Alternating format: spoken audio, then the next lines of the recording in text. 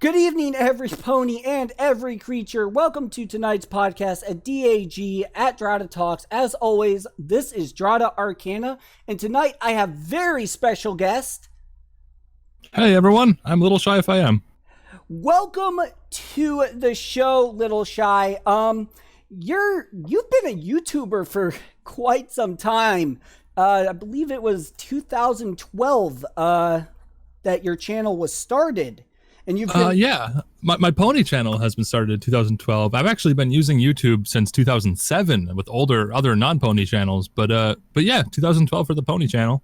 Oh, well, then you definitely have experience in the topic tonight for how to be a Brony Youtuber. Oh, I better. If I don't, that's going to be really embarrassing. I'm sure it would. I can only imagine. So tell us, one of the things that I've always been interested in is I have a small channel and I used to be more towards like the professional film. Like I was trying to go to Hollywood originally and I decided that YouTube is where I wanted to go, but I have a small channel. How does someone like me get started on YouTube? What are some of the things that you need to know, especially when it becomes being a brony, because it seems to be a niche market? Yeah, it gets complicated if you're considering the brony niche market, as you mentioned, or if you want to branch out into the mainstream or find somewhere in the middle even. I mean, you can make pony videos and not be exclusively pony the way my channel is. And I guess in the beginning, my recommendation would just be to try a bunch of different things and stick with those different things a little while, but then also feel free to innovate and try new things to see what sticks. And of course, once you have something that sticks, it's algorithm friendly and you get a little fan base going, and then it'll happen exponentially as YouTube recognizes your channel as something people want to see. They'll recommend it to more and more people and it'll just grow from there. That's my experience, at least. Okay. Yeah, and that's something that I think is really important is YouTube, because there's a lot of YouTubers. Oh yes, it's a saturated market, I guess you could say. Yeah, there's just a lot of them. And I've always heard that you needed to find what works for you. And I guess that's something that I think, I've done various different things. Originally, I wanted to do gaming, and then I ended up doing ponies, and then, so I kind of been all over the place, but sometimes it takes a while to find what it is you want. Yeah, because not only do you have to find the thing that your viewers want to see and the thing that, is algorithm friendly with lots of watch time and retention and all that, but also maybe even most important of all is it has to be something that you're engaged with, that you want to do. Otherwise, you just won't have the staying power to be able to make videos consistently. So yeah, that is a very important point. Yeah. I also noticed that one of the big things for your channel I notice a lot is you do the monthly top 10s for pony videos of the month, and you've been doing those for quite some time, and those seem to be one of the things that you really dedicate a lot of time to. Is that what you originally decided your channel to be? Actually, the top 10 pony videos is actually a series that predates my channel. It was started in 2011 by the movie Brony, and then Jay Holler took it over for, I think it was 4 years he did it, and I've only been doing it for 2 years now. So this is something bigger than my own channel that I've been the I don't know what you call it, the person I've been holding the torch for the past 2 years, and maybe someday it'll be passed off to someone else, but yeah, for now I do the monthly top 10 pony videos, which is community voted of just the month's best videos. Yeah. Did Spike light that torch, or did Twilight? Oh, I don't know. I hope it was Twilight. Spike might not last as long. Right? So yeah, I've always enjoyed those top 10 pony videos of the month, and it definitely gets a lot of other YouTubers recognized. So it really helps the YouTube community as a whole, I've always found. I wouldn't recommend something like the top 10 for growing a channel. That's something I do kind of more as a volunteer thing. It doesn't really bring in a lot of views. It doesn't really make much money. It's just sort of my way of giving back. It's something bigger than myself I'm working on, I guess you could say. Okay. And that's what, this whole community is all about, is giving back. And I've been to several conventions, and I always love that they have those charity auctions and stuff. And, you know, it's just everyone in the Brony fandom that I've found is always so friendly and stuff, especially a lot of the other YouTubers. I also noticed you do those Cinemare Sins videos. Yes. So a few years ago, actually more than a few, I think it's been like 6 years now or something like that. Of course, Cinema Sins, the original series, came into existence and quickly grew in popularity. And I was a fan at the time. I thought the videos were nice and cool. I wanted to do the same thing. And I thought, hey, let's ponify it. That should be fun. So I made a couple Cinemare Sins videos, and they just took off. That's really where my channel started. If you want an example of like a series to help grow a channel, you want something formulaic like that, because people will always tune back in for the next episode. And yeah, Cinemare Sins has been super popular. It's just been blowing up, and yeah, it's been great. Yeah, and I always enjoy videos like that because they're funny. They're really well done. I've watched the gaming sins videos. You know, it seems to be a very popular it is a very popular format, just because it's so easy to get into, and then once you're into it, you can kind of expand and make it your own and such. So yeah, Cinema Sins kind of started like a genius format, even if, you know, Cinema Sins get some flack these days. They have some practices of making their videos as long as possible and all that, but if you cut away all that fat and you don't go for all that extra monetization stuff, it's a really solid format.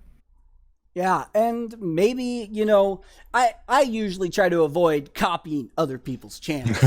You know, that's just bad. You know, you don't want to do that. I admit I'm a Cinema Sins ripoff. You know, there's no way around that really. But I do try to make it my own and you know, give the extra effort to make it special, hopefully. Yeah, and I also noticed your earliest video is the Fusroda Pony version. Yes, that's like my old videos I'm not a fan of, but that one is special because that's where the LittleshyFiM channel started. To quickly explain, it was just a Fusroda meme with misheard lyrics. I think, what was his name? There was some other YouTuber doing that sort of thing. But anyway, the story behind that is I posted it to a My Little Pony forum, and it actually got a surprising response. A bunch of people said, "Oh, nice video. Are you going to make more?" Or, you know, that sort of support is really what kickstarted my channel. Because ever since then, well, let me back up. If it wasn't for those few bronies to be so welcoming and friendly in the beginning, I might not have been really interested in continuing making videos, and so I certainly wouldn't have been here where I am today. So yeah, shout out to those few bronies who were so friendly in the beginning. Well, yeah, and I am only very recently to the fandom. I've only been here since 2017, and I've always been a fan of news shows and talk shows and stuff. And every YouTuber has their niche, and you've been very successful, you know, in doing a lot of these videos. Kind of, what's your process on actually starting to make the video? So you have your blank canvas, and how do you start? Yeah, I suppose as with most pre-production is the idea stage and spitballing stuff and sometimes looking for inspiration. You know, there's nothing wrong with that. And then a script, you know, for a Sins video in particular, I'll just watch an episode over and over and over, like 10 times over the course of a few weeks, and write down all my ideas and try to refine it down to a more coherent script. And yeah, that's really where that starts. Other videos are different, of course. Like the top 10 is community voted, so people select the videos pretty much for me. I just have to tally the votes and manage the forum and all that. And then other miscellaneous videos, they're all different. You know, like Pony in Real Life videos usually start off as usually an idea for the pony to interact with something in reality. And it's always fun to have that kind of Who Framed Roger Rabbit sort of effect going on there. So yeah, all the videos have different pre-production methods, but yeah, the more consistent ones definitely have like a formula down at this point. Yeah, and I've always been interested. How do you get, how does that editing process work to get that pony in real life? Yeah, that's the fun, because the answer is always different. Every Pony in Real Life video I've made had some unique challenge. Again, I like to do the effects where they're interacting with physical stuff. Like I think my most recent one, which was like 2 years ago, so it's not that recent, but like she bonks into a tree and the tree shakes, or another previous one, she's playing with the Game Boy and the Game Boy actually moves around, and you know, like stuff like that is what's fun to do. And I do all my effects and such in After Effects, which is just pretty basic compositing stuff. It's a little bit tedious and time consuming, but it's not particularly advanced as long as you have the software. Yeah, editing is something that I always had a problem with. I was always more of a producer. Yes. Yeah, So, well, editing is a little bit different than compositing. I use Premiere now. I used to use HitFilm for editing and compositing. Now I use Premiere and After Effects for editing and compositing. And editing is kind of like an art form where, you have all these clips and you have to make them together, and you kind of have to direct the viewer's attention. And yeah, it's more subtle than straight up compositing effects than that. So both are a lot of fun to do. yeah, and I used to work in Adobe Creative Suite when I was doing my more professional videography for events with nonprofits and state agencies. I've done several more factual stuff, and I've always had a love-hate relationship with Oh editing. yes, well that's always been the case, whether it's rotoscoping or constant crashes. Yeah, sometimes you would just crash, and then you'd realize that the last time you saved was like several versions ago. Oh man, I once did a PMV. It's a pony music video. You just put visuals to music, and I was working on it for was it like half a year or a few months or even a year? It was like a pretty long length of time, and I only had one save file, and I thought, oh, that's okay. I'll just save as I'm editing, no big deal. Well, the save file got corrupted during a blue screen of death, and there was no way to recover it. I had no backups, so everything was just gone. So that was a good lesson, though. Always back up and save stuff like that. Yeah, no, it's a very good lesson to learn, and that's why I always keep my external hooked up, because Yep. yeah, it's kind of so. Going back to the niche market, and we all know that the show's coming to an end too. So is the Brony YouTube channels, the ones that are still starting up and stuff, is it going to become harder for them as time goes on? I think it's certainly going to change. We'll probably be seeing a lot less larger channels, like my own, over 100,000 subs. That's amazing. I don't think we'll see too much like that for pony-centric YouTube channels. But for those not interested in getting a bunch of views or making some monetization money and all that, I don't think YouTube channels for ponies are going to go anywhere anytime soon. People are still going to be creating stuff just out of a sense of passion and interest. But yeah, definitely decline of like the larger toy channels, or I don't know anyone. I guess channels like my own, except maybe I'm the exception because I don't really plan on stopping anytime soon. Well, no, and I love making videos too, and that's something that I find is very common among YouTubers. I started this channel as a way to just continue to make videos once I left the professional film scene, and it took me a while to find my talk show formula, and honestly, I just love making videos, and that's what I dedicated it towards. Yeah, and you can learn a lot just making silly pony videos here and there.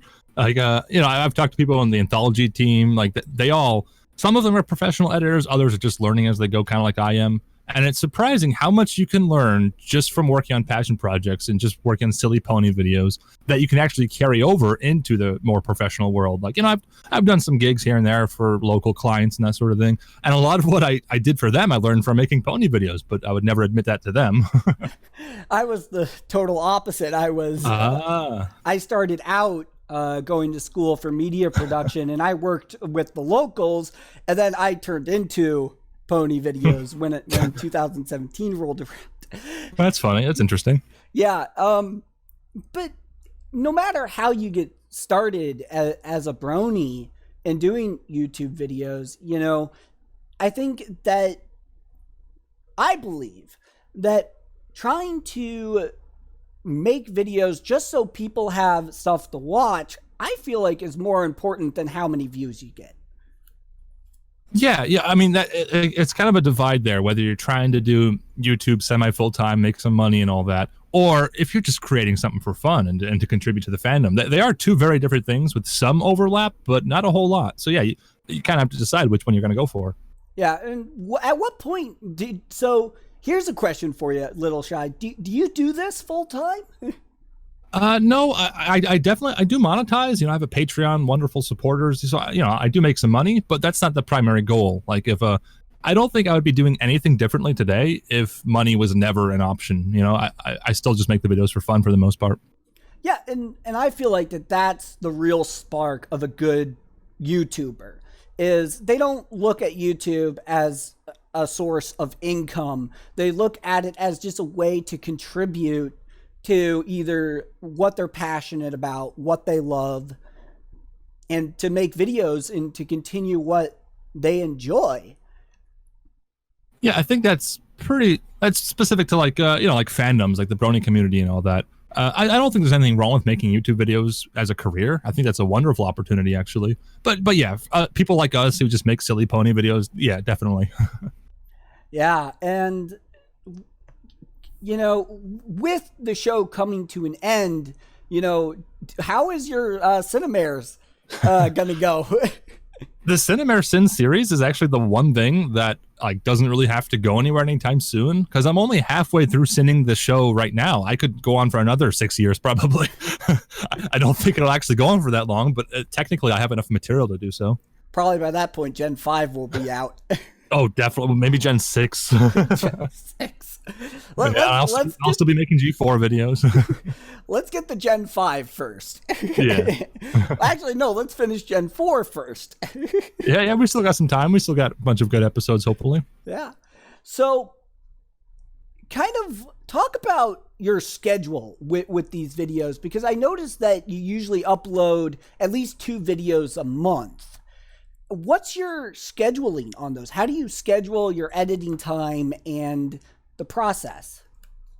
So it's pretty casual for me. I try to give myself plenty of time so there's not too much crunch time. And, I don't want to get burnout because that would be really bad. I've kind of scheduled my videos out purposefully for staying power, so I could continue making these videos hopefully for years, as I have already. So yeah, the Sins in the top 10. Obviously, the top 10's one a month because it's monthly top 10s. And then the Sins videos is just arbitrarily the first of every month there's a new video. And obviously there's a reason for the top 10 schedule, but the Sins videos is just part of that burnout process because I was making them like pretty much weekly in the very beginning. And that quickly got out of hand. It was a lot of work for me and people were kind of sick of seeing them. So actually slowing down my videos and spending more time on them and improving them, it actually kind of revived the Sins videos in a sense, because there was a point people were sick of seeing them. So I just slowed down, put a little more effort into them, and kind of reap the rewards there, I suppose, because now people seem pretty happy with them. I don't see too many complaints these days. Yeah, and a lot of them are really, really good. Now, one thing that I always am curious about is because people, especially bronies, tend to have really short attention spans. Really? So how do you decide the length of these videos? Again, for the Sins videos specifically, they're pretty arbitrary. I'll try to target like a whole minute because it's just better for the title. The title is usually like X minutes or less. So I'll try to do like, within a few seconds, hopefully, of each minute, but it's not always the case.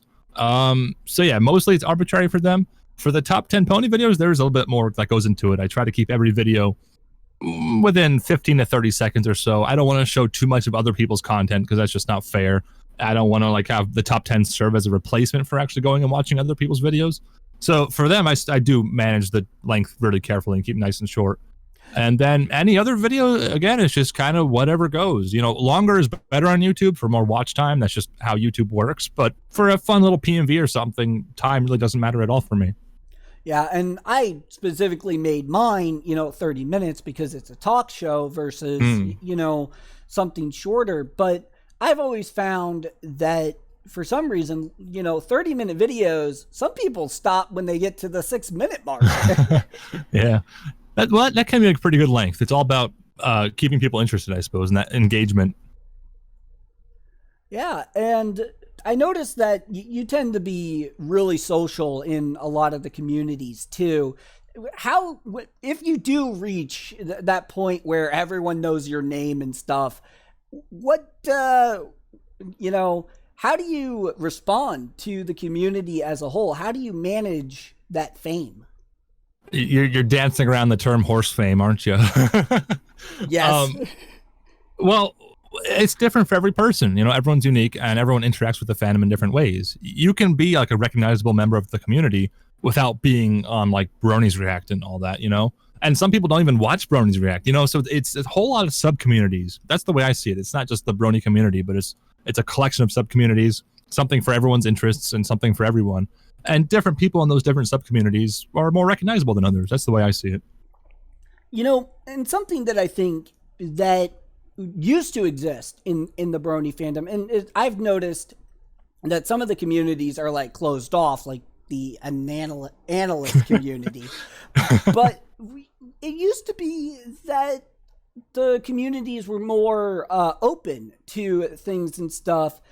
Do you think it's better for the communities to be open, for everyone to work together, or, is the closed off community now what we're going to see? Honestly, I haven't really seen what you're describing. I mean, I know the analysis community, but I haven't really ever been a part of that. It's just not a world I'm a part of. I don't really know of any other closed off communities, as you say. I'm pretty sure most of the ones I'm aware of, you can kind of just be a participant, either as enjoying content or creating content. That's kind of usually how it goes. Yeah, I really think anybody could kind of jump in at any point, and to be honest. Okay. Well, then maybe my perceptions of some stuff is wrong. Well, it's different for everyone. So yeah, maybe there are some I just haven't encountered yet that are a little bit more closed off. Right. And I think that, I think we should all be working together, especially as the show comes to an end. I think that the more we work together, the better content we can get out on YouTube. Yeah, for sure. I mean, it's kind of a two ways of doing things, of just making a bunch of stuff yourself and kind of being a solo act. And then slowly over time, of course, collaborating and joining groups and being active in the community. Like in the very beginning, I was just kind of doing my own thing, making silly little videos. And I still very much do that. Most of my videos are a solo act. But then, of course, there's all these other groups like PMV Collabs and the Anthology and Brony's React. And it's just sort of things that spontaneously happen. So I guess my recommendation would be not to really worry about that stuff too much in the beginning. Just sort of do your own thing and as you mentioned before, find your niche and all that.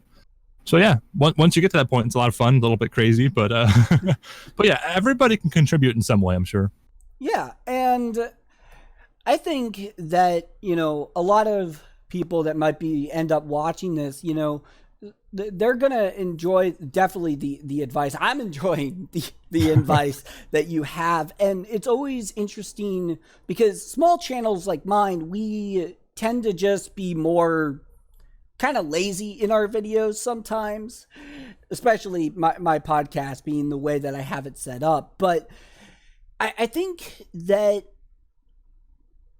it's important for everyone to know, what is their limit on what they can accomplish and what they're willing to work on too. And yeah, it's certainly important to have goals and deadlines. I've found, if I didn't have deadlines for my videos, I wouldn't get anything done either.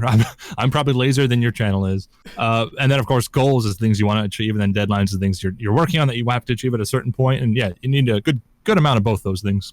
Yeah, and I actually set the deadline of once a week, so I always have to have something done by once a week. That's a good one. That's a good schedule. That's very algorithm friendly to have regular content like that. Yeah, well, and I knew that from my time, doing video consulting and stuff, and when I started this channel back 2014, originally it was supposed to be a video game channel. What happens when you go through a major channel change of video game content to, like, say, a podcast about ponies? Like, yeah, I honestly, I don't have a whole lot of experience in that area. I feel like it could go for the better in the sense that you already have that established audience and you already have that established watch time and all that helps you move forward with your new content. But of course, there's the obvious pitfall of them not being interested in that. So yeah, that could go either way, honestly, I think. Yeah, and I know that a lot of channels go through things like channel changes, channel adjustments. Some YouTubers, it takes them a while to figure out what they want to do. I guess for you, once you started up the LittleshyFiM, you knew what you wanted. Well, yeah, the most basic premise is just a bunch of pony videos. That's kind of been like the only real rule I have, is it has to be pony related in some way. But yeah, the Cinemarist in this video certainly took over, but I still occasionally make other content in the top 10s as well. So yeah, it's just kind of pony in general for me. Okay. Well, and we love adorable ponies. Yeah. So personally, I've always tried to stick to a formula that I just preferred. You know, when you now here's something that I'm always interested in because I barely get any comments. What do you do about when you get criticized? That's a difficult question because you have to determine if that criticism is something you can learn from or if it's something you have to ignore. And it's very easy to get stuck in a rut and go right down the middle and worry about it when you really don't have to be worrying about it, or ignore it when you should be paying attention and make a correction in your content. So I don't have an easy answer for that, but it's good to be aware of those two directions you can take with criticism. So how do you personally deal when you get, you know, those comments that say this video is terrible and that's all it says? Yeah, usually when that's all it says, if they don't explain, for me it's pretty easy to ignore. It's the precision strike criticism that really gets to me and keeps me up at night. But even then, usually when they have something specific, it's something you can recognize and work on and improve in the future. So yeah, it's one of those two usually. Okay. See, I've always been good at looking at the criticism. As long as it's like precise, I know to adjust my stuff. And you know, I have a bit of a story there. Sometimes you can ignore the precise criticism as well. With the top 10 videos for, I don't know, like almost 10 years, like for almost the entire duration of the top 10 series, it would show a large amount of each placing video. And then that would kind of be it. I was the one to introduce voiceover and a little bit of editing and extra segments and all this extra stuff to it. And that I saw a lot of traction at first. A lot of people didn't like my new method of doing things.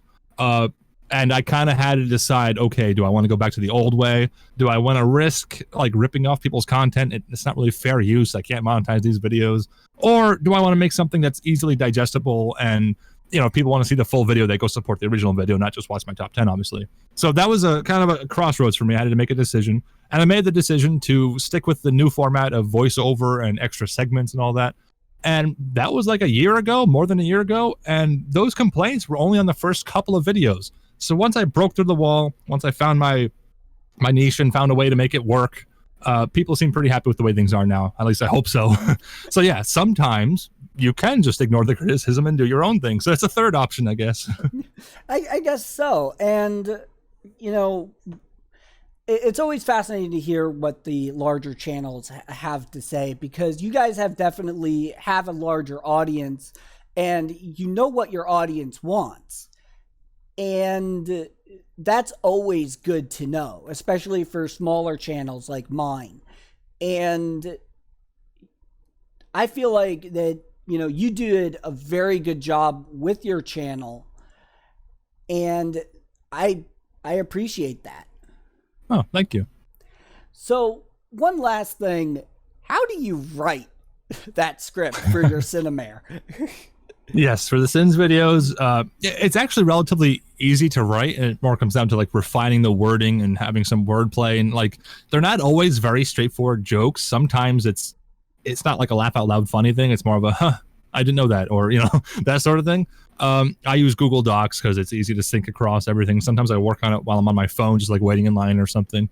But because it's like a bullet point list of sins, it's easy to go in there and hyper focus on each individual sin, keep them separate from one another, but also at the same time, sometimes they kind of continue and have, you know, branching jokes and all that. So yeah, it's really just a matter of going over and over. That's kind of my method, is just if you throw enough time and effort at it, you can just brute force your way into a better script. But of course, that's not always the case for more complicated scripts like reviews, you know, something that's more wordy than a Sins video, obviously. A good example of that is my reading dumb messages video, which is that was one of my biggest videos ever. I think I spent like a year just refining the script, or at least almost a year, a few months or something like that, until I finally said, okay, I think I'm ready. I'm going to go ahead and shoot this thing and see how it works. And even after that point, I still made some changes to the script as I went along.